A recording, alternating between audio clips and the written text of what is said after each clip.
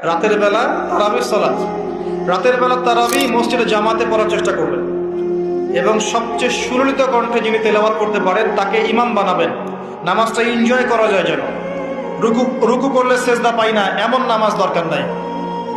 আমার কথা মন খারাপ করছে? রুকু করলে সেজদা পাই না এমন নামাজের দরকার নাই। ধীর স্থির ভাবে নামাজ পড়েন, মধ্যম পন্থায় নামাজ পড়েন, সুললিত কণ্ঠে তেলাওয়াত করেন। মক্কার তারাবি দেখেন, মদিনার তারাবি দেখেন, অনেক সুন্দর তারাবি।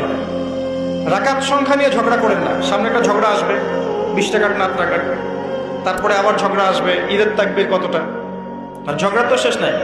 এগুলোর ইখতিলাফ বাদ দিয়ে আপনি স্থিরভাবে নামাজের রাকাত সংখ্যা না, আপনি কোয়ালিটি বাড়াবেন। নামাজটা কত সুন্দর হচ্ছে এটা ফ্যাক্ট। এবং তারাবির নামাজটাকে এনজয় করেন। খতম হবে কোরআন, আমরা কোরআনকে এনজয় করবো ইনশাআল্লাহ। এরপরেও শেষ রাত্রে আপনি চেষ্টা করেন নিজে ওঠার জন্য। নিজে ওঠার জন্য পরিবারের লোকজনকে ওঠানো, আসো 2 রাকাত নামাজ পড়ে, আসো 4 রাকাত নামাজ পড়ি। সেহরি করার 1 ঘন্টা আগে ওঠা যাবে না? সেহরি করার 1টা ঘন্টা আগে উঠলেই কিন্তু আমি মিনিমাম 5-6 রাকাত 8 টাকা 10 টাকার নামাজ পড়তে পারবো। 2 রাকাত তো পারবো কমসে কম।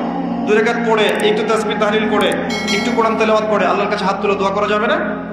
ওই সময় আল্লাহ পাক প্রথম আসমানে নেমে আসেন, সুবহানাল্লাহ, এসে বলেন কে আমাকে ডাকবে, আমি তার ডাকে সাড়া দিব।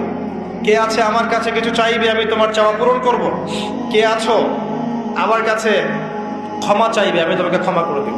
আল্লাহ পাক ফজর পর্যন্ত এটা বলতে থাকে।